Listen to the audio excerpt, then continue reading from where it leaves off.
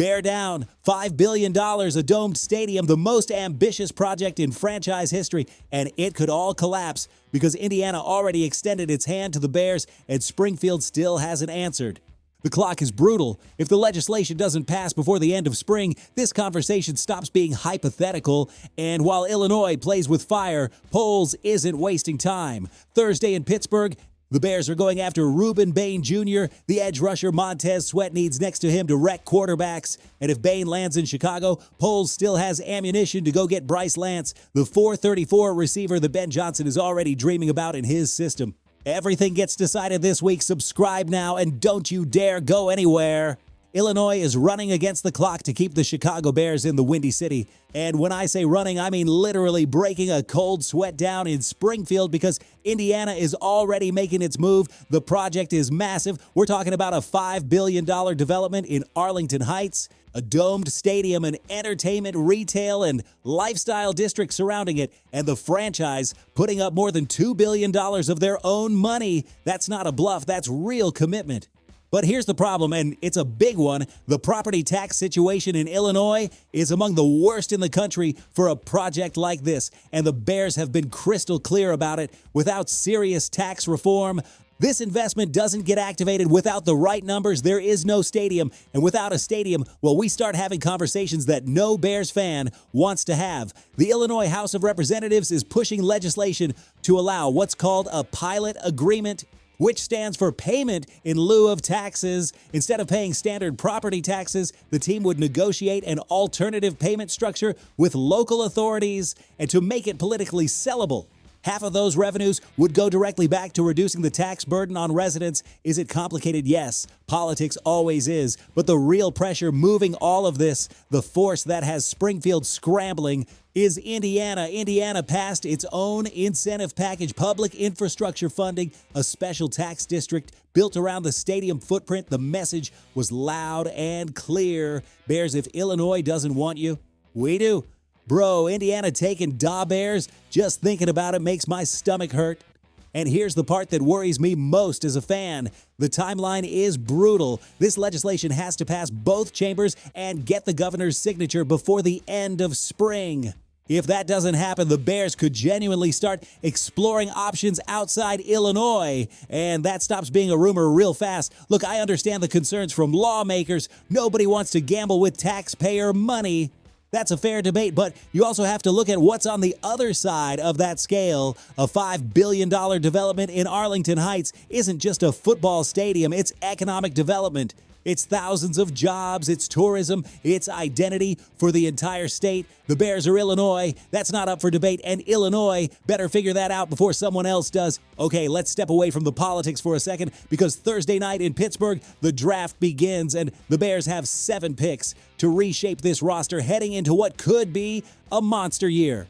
Pick 25 is the headliner, but the biggest question isn't who they take there, it's whether they even stay there. There's a mock draft scenario making the rounds from Pete Martuniak that I haven't been able to stop thinking about. He proposes the Bears trade up from 25 all the way to pick 10, currently held by the New York Giants, by surrendering their own second-round pick this year and their second-round pick next year. The target, Ruben Bain Jr., the edge rusher out of Miami. Now look, this is the kind of aggressive move that Ryan Poles has historically avoided. It goes completely against his preferred draft philosophy. But Bain is a different kind of player. His short arms generated a lot of noise at the combine, but anyone who has actually watched his film knows what they're looking at. A destroyer, explosive off the line. Elite technique, relentless motor, and the strength to overwhelm offensive linemen in the pass rush. If Bain lives up to his potential, the Bears could have a young Khalil Mack on their hands, and y'all don't understand how much Montez Sweat needs a real partner out there. Not a rotational piece, not a guy who contributes. A weapon. Someone who forces the quarterback to process faster, someone who changes the game from the first snap of the first drive. That's what Bain could be. But if the Bears stay at 25, this class is deep enough that they won't be disappointed. TJ Parker from Clemson is the most commonly projected pick with 5.5 sacks and a powerful physical style that would complement sweat on the other side. Akeem Messidor from Miami and Malachi Lawrence from UCF are also very much in the conversation. The edge rusher talent doesn't fall off a cliff at 25.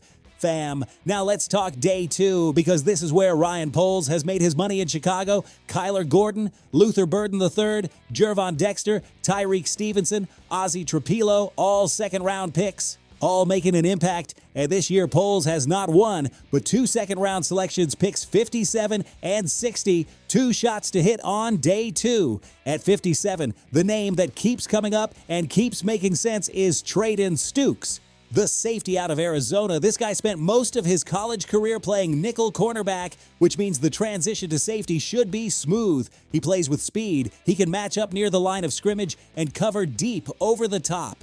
Right now, the Bears have Kobe Bryant and Elijah Hicks as their reliable safety options. That is not a starting tandem for a team with championship expectations. Stukes fixes that immediately. Dennis Allen's scheme fits him perfectly. At 60, the focus shifts inside. Defensive tackle. The Bears already have Grady Jarrett and a developing Jervon Dexter up front, but there's room for another high upside piece in that room. Lee Hunter, Grayson Halton, and Dominique Orange are all names that could realistically be on the board at 60. Hunter stands out the most to me. He moves blockers, fills run gaps with discipline, and has the hands and drive to push into the pocket. In that defensive line room, with those veterans around him, the ceiling is high, and then there's the late-round wild card that nobody's really talking about yet, Isaiah World, the offensive tackle out of Oregon. 6'8", 315 pounds, massive frame, elite potential, but he tore his ACL in the college football playoff against Indiana and missed the combine. That injury will cause him to fall. And if he falls far enough, Ryan Poles absolutely needs to have his card ready. With Ozzie Trapilo recovering and Braxton Jones on a 1-year prove-it deal, the Bears need to think about what that left tackle room looks like in 2. 3 years, World could be that answer. He's a project, but he's a project with generational upside. And one more thing I have to mention before we move on. Jimbo Covert, Hall of Fame offensive tackle, the anchor of the 85 Bears offensive line. He will be on stage in Pittsburgh presenting Chicago's selections in rounds 2 and 3. That man helped build one of the most dominant teams in NFL history. Having him there representing the Navy and Orange, carrying that Super Bowl XX legacy into the draft room, man, that hit different. Bear down. Speaking of weapons for Caleb Williams, there's a name starting to pop up in Bears draft circles that I want you to know about before Thursday night. Bryce Lance, wide receiver out of North Dakota State, FCS level, 6'3", 204 pounds, and a 4.34 40 time. 25 total touchdowns across his 3 college seasons, including 17 in 2024 alone. That's an FCS record. Ryan Poles has a documented history of trusting FCS talent. It's become almost a signature move at Halas Hall. And after trading DJ Moore to the Buffalo Bills this offseason, the Bears have an opening at wide receiver that needs to be filled. Ben Johnson's offensive system thrives on speed, versatility, and the ability to create separation. Lance checks those boxes. Could he be there in the 3rd round? Some analysts think so. I'll be honest, I'm not completely sold that he lasts that long with that speed and that production.